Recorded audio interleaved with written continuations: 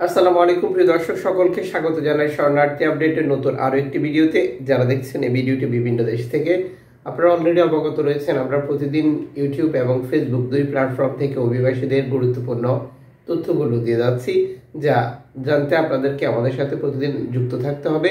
ভিডিওটি শেয়ার করে আপনার টাইমলাইনে রেখে দিন, যাতে করে অন্যরাও জানতে পারে এবং বুঝতে পারে। চ্যানেলটি সাবস্ক্রাইব করে ফেসবুক পেজটি লাইক ফলো করে আমাদের সাথে যুক্ত থাকলে এভাবেই প্রতিদিনের তথ্য ইনফরমেশন প্রতিদিন জানতে পারবেন।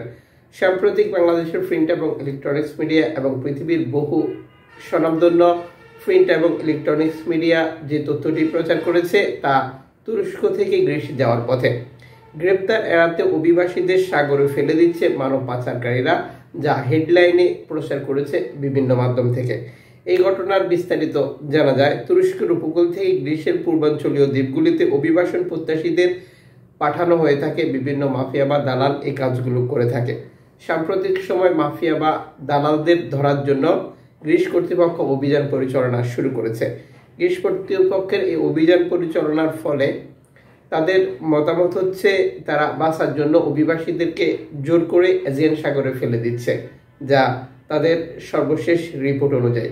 এখানে বলা হয়েছে দুটি ঘটনায় সাগরে ফেলে দেওয়া 8 জন অভিবাসন প্রত্যাশীকে তারা উদ্ধার করেছে। এই মানব পাচারকারীরা স্পিড বোর্ডে করে তাদেরকে নিয়ে এসে গ্রিসের সমুদ্রে ফেলে দিয়ে সেখান থেকে পালিয়ে গেছে বলে তাদের অভিযোগ। পূর্বে এজিয়ান সাগরে অভিবাসন প্রত্যাশী মানব পাচারকারীদের একটি স্পিড বোর্ড নিজেদের রক্ষা করতে উপকূলরক্ষীদের টহল জাহাজে ধাক্কা দেয় বলেও তারা নিশ্চিত করেছে। যদিও এটি নিয়ে আমরা একটি ভিডিও বা একটি পিকচার শেয়ার করেছিলাম, যেখানে দেখা যায় গ্রিস কর্তৃপক্ষের যে কোস্টগার্ডের বোর্ড রয়েছে সেটির ধাক্কায় একটি স্পিড বোর্ডে আগুন লেগে গিয়েছিল, যদিও গ্রিস কর্তৃপক্ষ এটি অস্বীকার দিয়েছে। গ্রিক উপকূলরক্ষীরা মঙ্গলবার যেটি এই ঘটনার মুখোমুখি হয়েছিল বলে নিশ্চিত করা হয়েছে। দর্শক, এই প্রতিবেদনটি সম্পূর্ণ গ্রিস কর্তৃপক্ষ দ্বারা তৈরিকৃত, যদিও বিভিন্ন এনজিও সংস্থা বা যারা সাধারণ মানুষ এই পথ পাড়ি দিয়ে ইউরোপে প্রবেশ করার চেষ্টা করে তাদের মতামত ভিন্ন। কারণ হচ্ছে 2020 সালের পর থেকে গ্রিস কর্তৃপক্ষ তাদের উপকূলে অভিবাসী প্রতিরোধ করা, অভিবাসীদেরকে বাধা দেওয়া, অভিবাসীদের নৌকা পুশব্যাক করা, ইঞ্জিন চুরি করা বা নৌকাগুলিতে আগুন ধরিয়ে দেওয়া আরও নানান ঘটনার সাথে সরাসরি জড়িত। আর যে কারণে অনেকে মনে করছে যে গ্রিস কর্তৃপক্ষ এটি বানিয়ে বলছে, যাতে করে মানব পাচারকারী বা দালালদের মধ্যে ভয়ভীতি সৃষ্টি হয় এবং এই পরিস্থিতিতে তারা অভিবাসীদেরকে গ্রিকের বিভিন্ন উপত্যকা বা দ্বীপে পাঠাতে সাহস না পায় বা তারা এই পথ ব্যবহার বন্ধ করে দেয়। আর এতে করে অভিবাসী প্রবেশ অনেকটাই বেড়ে যাবে। সম্পূর্ণ এই ব্যাপারটি আপনি কিভাবে দেখছেন আপনি কমেন্টস করে জানাতে পারেন। এদিকে রেকর্ড সংখ্যক অভিবাসী ফ্রান্স থেকে ইংলিশ চ্যানেল পাড়ি দিয়ে যুক্তরাজ্য প্রবেশ করেছে, যা সর্বশেষ যুক্তরাজ্যের স্থানীয় একটি দৈনিকে নিশ্চিত করেছে 526 জন, যা গত কয়েকদিনে নতুন একটি রেকর্ড সৃষ্টি করেছে। আপনারা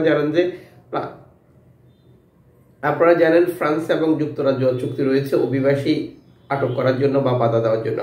যদিও ফ্রান্সের এই চুক্তির সাথে বর্তমান যুক্তরাজ্যের প্রধানমন্ত্রী বা নতুন সরকার ক্ষমতা খুব ভালোভাবে কাজ করছে না। এর আগে ঋষি সোনাক, যিনি ভারতীয় একজন বাকশব্দ প্রধানমন্ত্রী ছিলেন, তিনি এ সকল চুক্তিগুলি করেছিলেন এবং অভিবাসীদেরকে রুয়ান্ডাতে পাঠানোর ব্যবস্থা করেছিলেন, যেটি বর্তমান সরকার ক্ষমতা আসার পর বাতিল করে দিয়েছে। এদিকে গত 30 বছরে রেকর্ড সংখ্যক অভিবাসী, যেটি 2,30,000 অভিবাসী আটলান্টিক উপকূল পাড়ি দিয়ে আফ্রিকার বিভিন্ন দেশ থেকে স্পেনের বিভিন্ন দ্বীপে প্রবেশ করেছে বলে নতুন করে একটি তথ্য প্রকাশ করেছে স্পেনের সরকারি সংস্থা থেকে।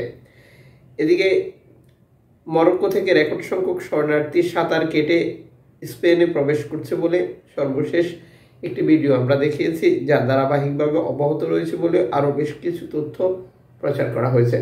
দর্শক, ভূমধ্যসাগরের গত 2 দিন কোনো তথ্য নেই, আপডেট আসলে জানিয়ে দেব।